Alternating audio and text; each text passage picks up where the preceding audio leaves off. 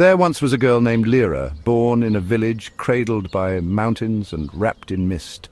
She was blind from birth, her pale eyes as still as the surface of a pond. Yet within her the world was vast, more expansive than any horizon her neighbours could imagine. While others navigated the known, Lira ventured where no one had dared, not with her feet but with her dreams. Each night, as darkness fell over the village, Lira drifted into sleep, and the unseen blossomed before her. She walked through landscapes that existed beyond the waking world, places untouched by the maps of kings or the tales of travellers. Mountains shimmered with veins of gold, rivers flowed upwards into the stars, and forests glowed as if lit from within by ancient secrets. The lands she explored were alive, breathing with magic and wonder. When she awoke, Lyra's dreams lingered, clear and sharp as the scent of rain. She would sit in the soft morning light, running her fingers over a slab of damp earth or tracing lines into the ash spread by the hearth. She etched every peak, valley and stream she had wandered in her sleep. Her hands worked tirelessly, sculpting maps that only she could feel, for they were raised and textured to guide her fingertips. At first her creations were dismissed as nonsense. The villagers called her dreamscapes childish fantasies, fit only for amusement. But one day a group of lost travellers stumbled into the village. They were haggard and starved, their boots caked with the dust of long wandering. As they told their tale, Lyra's heart quickened. They described a place she had dreamed of many times, a meadow cradled by cliffs where the sun shone through an archway of stone. She retrieved one of her maps, the texture of its lines still vivid beneath her fingers. The travellers examined it, astonished. It matched the meadow exactly, down to the hidden spring they had found there. The villagers were awestruck, and the travellers left, vowing to spread word of the blind girl who could chart lands unseen. From then on, people came to Lira for guidance. Adventurers sought treasure, exiles sought refuge, and wanderers longed to find forgotten realms. Lira listened to their pleas and went to sleep with their questions echoing in her mind. Her dreams answered them.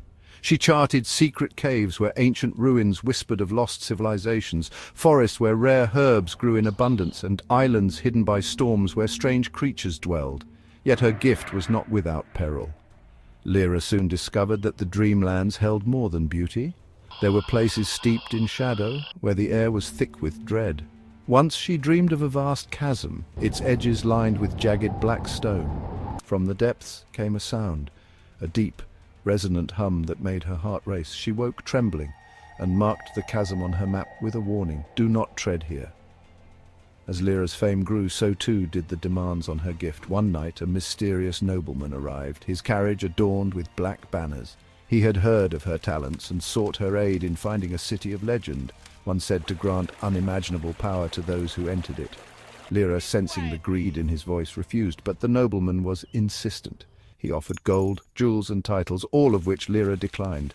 Frustrated, he left, but his words hung heavy in the air, a promise that he would return.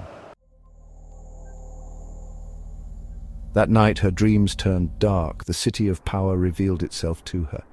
A labyrinthine place of cold stone, its spires reaching toward a blood-red sky. The streets were empty, but not silent. Whispers coiled through the air, beckoning, warning. At the heart of the city stood a throne, its surface polished to a mirror-like sheen. Lira felt a pull toward it, but resisted, turning away as the whispers grew louder. When she awoke, she knew the city was not a place meant for mortals. She burned the map she had begun to draw, scattering the ashes into the wind. The nobleman returned, this time with armed men. They demanded the map, their voices laced with threat. But Lira remained steadfast. She told them nothing and waited until nightfall. That evening, as she slept, she dreamed of a great barrier rising around her village, a living wall of stone and vines, impenetrable and watchful. When she woke, the villagers were astonished to find her dream had come to life. The nobleman and his men, unable to cross, vanished into the horizon. Years passed, and Lira continued her work. Her maps became treasured artifacts passed from hand to hand, their raised lines guiding countless travelers to wonders and away from dangers. Lira herself never ventured beyond her village, for she had no need to. In her dreams, she roamed farther than any ship could sail, mapping worlds seen only by the heart. When she grew old, the villagers gathered around her one final time. They thanked her for her wisdom and her courage, for the way she had charted the unknown and brought magic into their lives. That night, as Lira closed her eyes for the last time, she did not wake. But in the dreamlands, she walked on, her hands tracing the contours of new realms, her heart forever charting the infinite.